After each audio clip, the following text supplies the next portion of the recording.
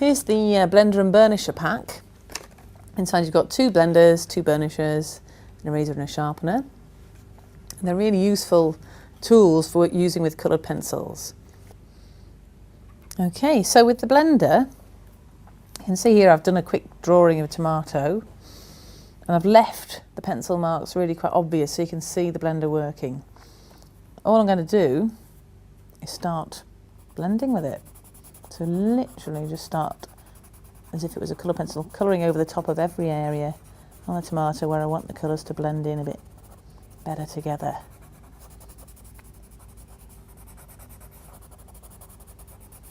It's totally colourless, and as I'm going along you'll see and where I had the pencil marks it's becoming much more smooth, kind of warm, and it helps you to mix colours as well. On the green bit of the tomato here, that's made up with blue, a really dark blue and a lighter green and a yellow. It helps them blend in together to make a nice deep intense green.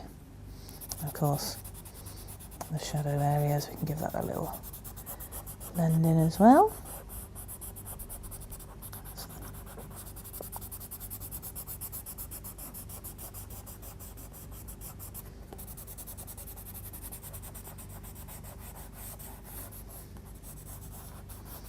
And there's the blender. So we're going to take the burnisher now, and I'm just going to show you how you can add a burnish, nice shine on top of your drawings. Obviously this is just a quick drawing that I did earlier of some cherries. You might want to make the cherries very shiny because they obviously are quite shiny. So we're just going to take the burnisher and start rubbing over the top. Once we've got everything covered,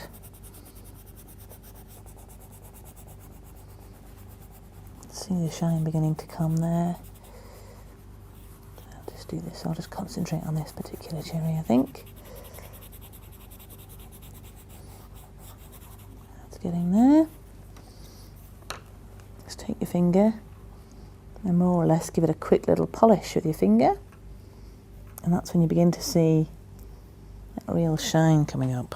Perhaps you can see the unburnished cherry on the right hand side, and then as you move across to the left, perhaps you can see the light catching and shining on the left hand cherry.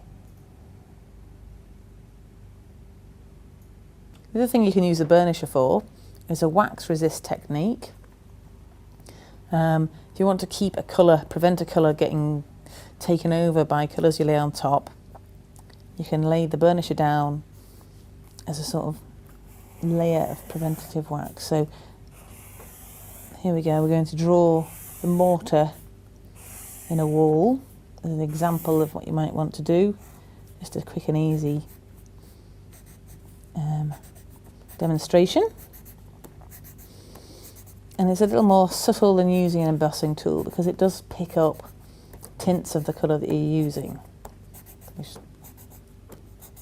is a good enough reason to use it for the mortar in a wall, because it's not totally white, is it?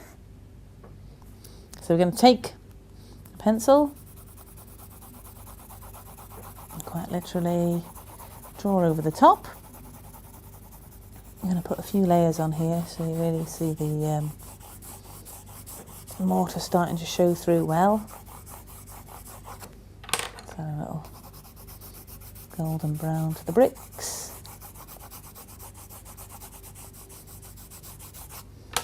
Perhaps a little bit of moss here and there.